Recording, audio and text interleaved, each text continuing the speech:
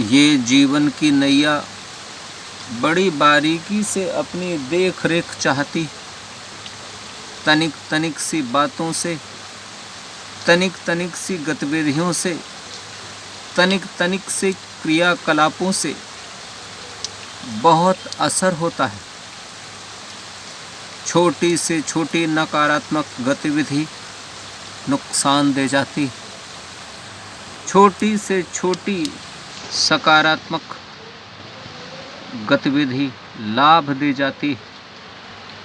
हम समझें तो, समझने की कोशिश तो करें। जब तक समझने की कोशिश नहीं होगी तब तक वो बातें निखर कर सामने नहीं आ सकेंगी, वे परिदृश्य निखर कर सामने नहीं आ पाएंगे। उन परिदृश्यों को सामने लाने के लिए हमें प्रयासरत होना होगा।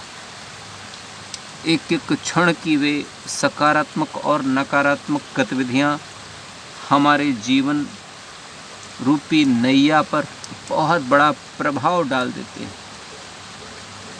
हमारे कर्मों के अनुसार ही जीवन रूपी नैया को चलाने के लिए पतवार तैयार होते हैं।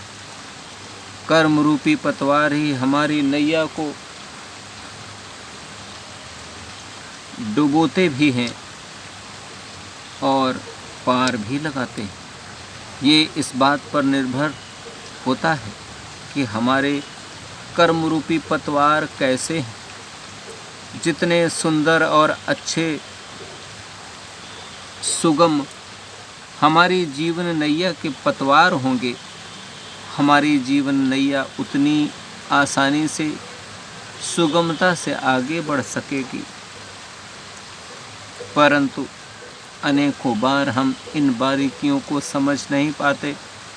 इन बारीकियों को विस्मृत करके, भुलाकर हम भौतिकता की चकाचौंध में, उस आपाधापी में उलझ कर रह जाते हैं और अपने कर्म रूपी पतवार की देखरेख नहीं कर पाते, उसकी गुणवत्ता की देखरेख नहीं कर पाते।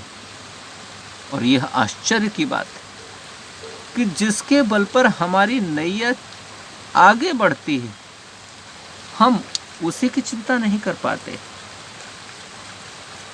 और अपने आप अपने हाथों से पाप कर्मों को करके, नकारात्मक गतिविधियों को करके अपने ही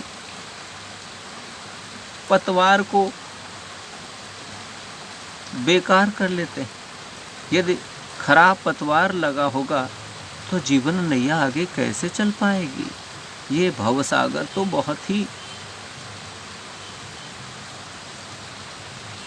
लंबा है, बहुत गहरा है, इतना गहरा जिसकी कोई था नहीं है। इस भवसागर, मृत्यु लोक के आवागमन के भवसागर रूपी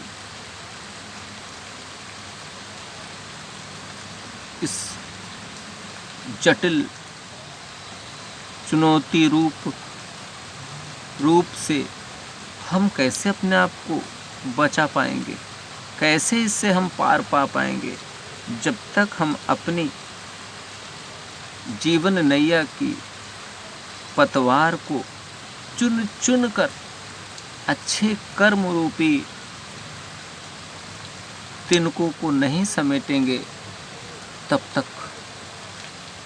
ये समस्या कैसे हल हो पाएगी। अनेकों बार हम कोशिश भी करते हैं, परंतु उसकी तारतम्यता को बनाए नहीं रख पाते। बहुत बार हम विस्मृत कर जाते हैं, सब कुछ भूल जाते हैं। कुछ दिन तक ही प्रयास करते हैं, उसके बाद फिर से वही आपाधापी में पड़ जाते हैं।